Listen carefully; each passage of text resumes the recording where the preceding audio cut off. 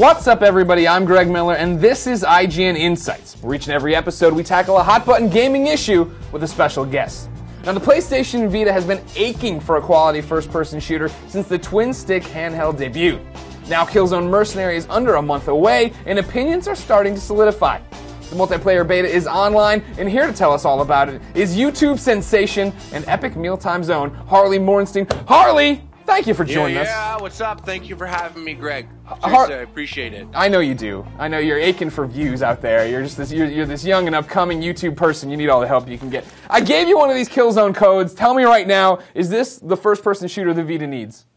I don't know if it's the one it needs, but I'm actually not going to walk down that overused quote. Come on now, it's a great segue, a Greg way. It's the one it deserves. Ah, so you like it so far? I do like it. It's good. It's fun. It's actually the best-looking thing you can play while you're making caca.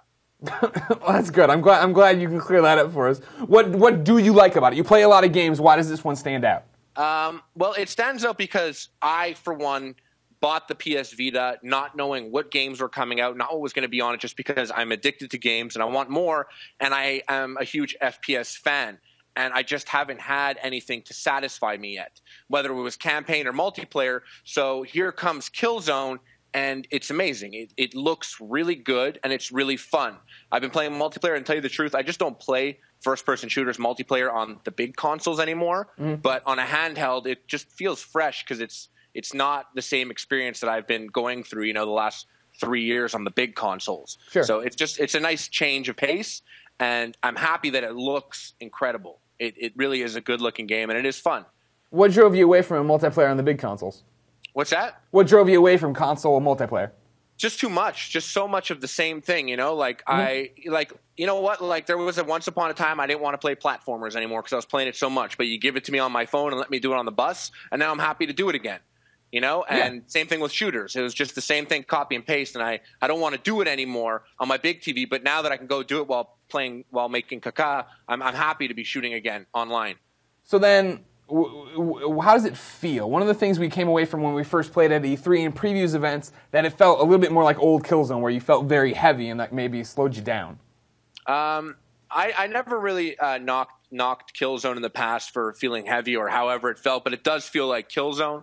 And most importantly, it's fun to shoot. I'm enjoying myself shooting. It doesn't seem like a limited experience. It's a full-on first-person shooter experience, in my opinion. So, I enjoy it. I'm going online. I'm doing pretty well. I doubt that. I'm not getting my ass kicked that badly. Okay. I swear. Okay. I promise. I swear on your head. My head? Yeah. Don't bring me into this. Don't put that dead on my head, Harley. You're here. Here. So is there anything you don't like about it? I don't know. Maybe I'm a little bit of I can't use that P word.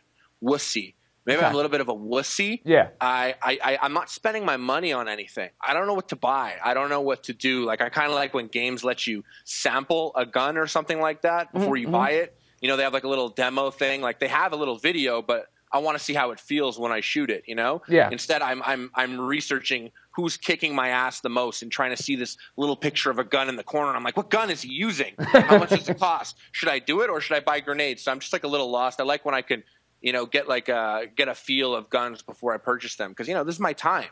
Even though it's fake money, it's in-game money, I got to earn that with my time. Right. So, I would just like more information. But, I'm happy with it. I enjoy it a lot. Now, one of the interesting things about it, right, is that you're using one pool of money. If you earn it in single player, it carries to multiplayer.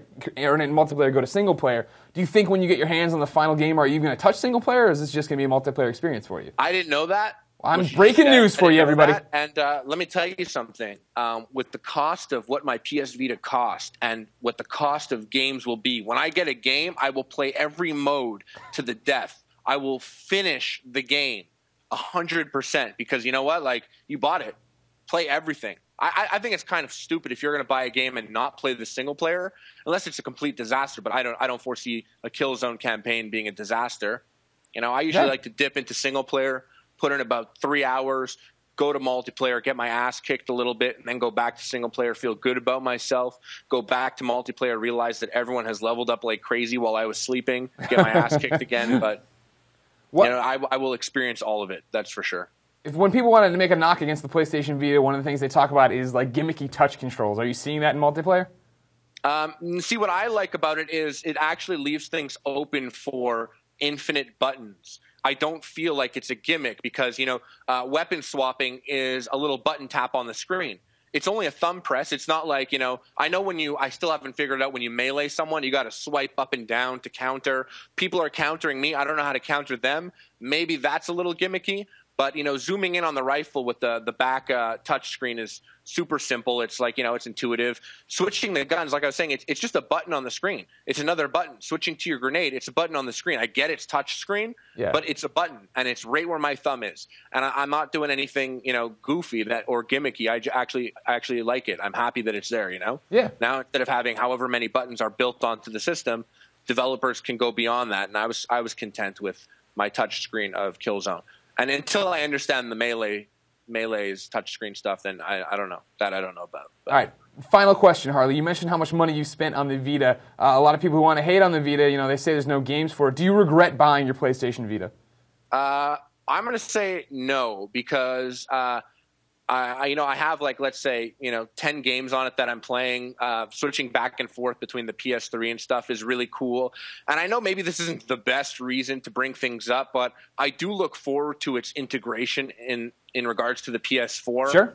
If they're going to make it a controller or something like that along those lines, similar to what the Wii U has, then it'll only further justify the PS Vita purchase. I'm happy already. I am content. I'm not ecstatic about it. Yeah. I'm not regretting the purchase. But from this point forward, it can only be further justified in the positive.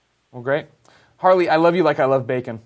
And I love your white midsection like I like the white midsection of Oreos. Oh, thank you so much. Everyone out there, please follow Harley on Twitter and subscribe to Epic Mealtime on YouTube. Then look for IGN's full report on Killzone Mercenary sometime closer to the September release date. And if you at home are an expert and think you'd be a good fit for the gamer conversation that is IGN Insights, hit me up on Twitter with the link and you could be in the next episode. If you have a developer or a personality I should be talking to in the industry, send them my way on Twitter too. Until then, be on.